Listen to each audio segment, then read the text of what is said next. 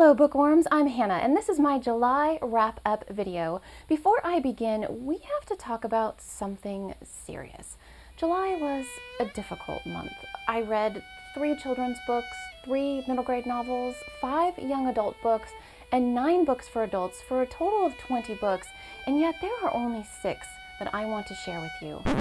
Only 6 out of 20? That's right, I suffered the tremendous letdown that is borne by Jeff Vandermeer. I trudged through the galactic bore that is Babylon's Ashes by James S.A. Corey. I scratched my head over The Gold Sun by Carrie Ann Noble and was generally underwhelmed by several others. If you want to know more about the books that didn't make the cut, I invite you to visit my Goodreads page, send me a friend request, or hit the follow button, whichever you're comfortable with. That's enough time spent feeling sorry for myself. Let's dive into the books that proved a worthwhile read. Kicking off today's list is The Princess Knight by Cornelia Funke. This children's book follows Princess Violetta, who is cared for by her father after her mother dies in childbirth. The king, having already raised 3 boys, rears Violetta the only way he knows how, by teaching her sword fighting, horseback riding, and jousting. Violetta enjoys those activities, but her older brothers constantly make fun of her. When she tires of their condescending behavior, she decides to prove her worth by sneaking into a knight's tournament. Not only is Violetta fighting to prove that she's just as capable as her brothers, the prize for winning the tournament is Violetta's hand in marriage, so she's also fighting for her independence. This is a small book with big messages. Violetta's story is about self-confidence, determination, hard work, and fighting for what you believe in. She's an excellent role model for little girls, and her story reaches a charming conclusion. Next up is the first book in the 6 Tudor Queens series, Catherine of Aragon by Alison Ware. As the young princess of Spain, Catalina, whose name is later anglicized to Catherine, crosses the ocean at the age of 16 to meet her betrothed, young Prince Arthur. However, a twist of fate forces Catherine to instead marry Henry VIII. Though their marriage is at first loving, outside forces cause a rift between Catherine and Henry, one that threatens their relationship, Catherine's status as queen, and the future of the nation. This book spans from 1501 to 1536, and I think it's important to touch on something Alison Ware said in an interview about this time period. When it comes to historical records, particularly where women are concerned, medieval archives offer mere fragments of information. This book is biographical in nature, but Ware emphasizes that it's historical fiction. This is just one person's interpretation of Catherine of Aragon's life as portrayed by a historian who is a prolific writer about British royalty. The traditional impression of Catherine is of a woman of high esteem that was meek and pious, but according to Ware, Catherine was actually a woman of great strength, as inflexible and as willing to fight to uphold her convictions as her husband was. Over the course of this book, Ware succeeds in portraying Catherine as a woman who is both loving and sentimental, but also steely and strong-minded. Reading this book gives a great sense of the life of a medieval queen and the political workings of the Tudor court, but what really struck me was the portrayal of life as a woman in the 16th century, when educating women and allowing them to live autonomously was not the norm. This book is occasionally slow and a bit dense at 600 pages, but overall it proved a satisfying read. Moving on, we get to The Seafarers by L. Frank Baum. This middle grade fantasy was first published in 1911 and follows a little girl named Trot who makes a wish to see a mermaid.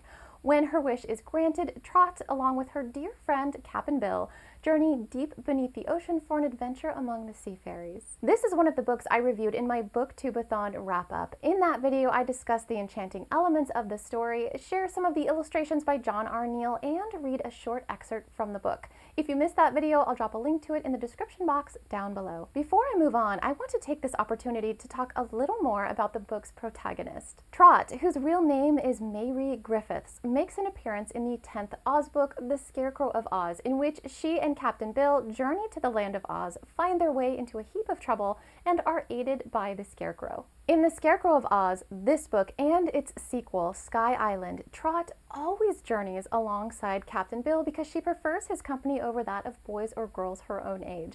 She admires his ability to carve toys and whistles with his jackknife, and through his stories, she knows all about the Flying Dutchman, Davy Jones's Locker, and Captain Kidd.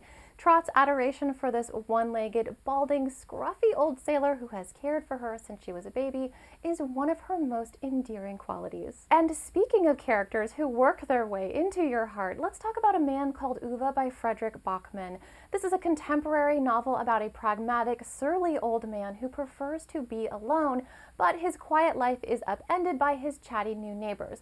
Though Uwe longs to be free of their nuisance interruptions, his annoying new neighbors are the first of many who worm their way into his life. I walked into this book having no idea what to expect, and it took me by surprise. Uwe is a highly memorable protagonist. He's irascible, morose, and unintentionally funny.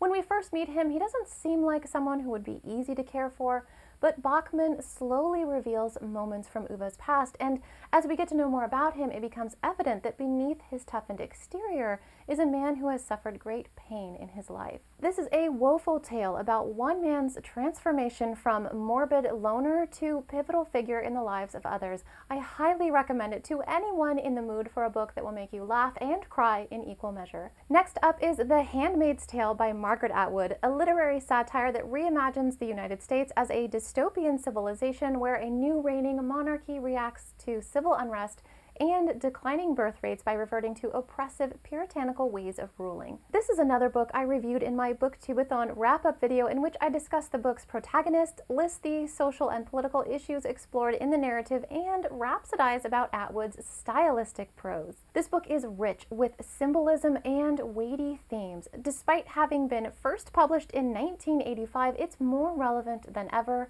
eerily so. If you're one of those people who still hasn't gotten around to reading it, I highly recommend bumping it up your TBR. Finally, my top pick of the month is The Lie Tree by Frances Hardinge. This young adult historical fiction follows 14-year-old Faith Sunderly, who harbors a quiet fascination with science in male-dominated Victorian society.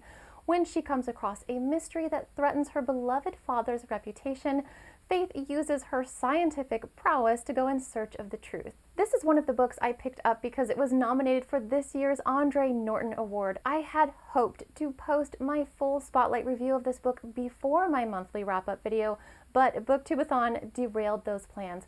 I'm going to be pushing this week to ensure my full review of this book is posted before week's end. In the meantime, allow me to introduce this book's marvelous lead character with a quote that conveys her passion and her struggle. There was a hunger in her, and girls were not supposed to be hungry. They were supposed to nibble sparingly when at table, and their minds were supposed to be satisfied with a slim diet too. A few stale lessons from tired governesses, dull walks, unthinking pastimes, but it was not enough. All knowledge, any knowledge, called to Faith, and there was a delicious, poisonous pleasure in stealing it unseen. What was the best book you read in the month of July? Tell me in the comments below. Thanks, everybody!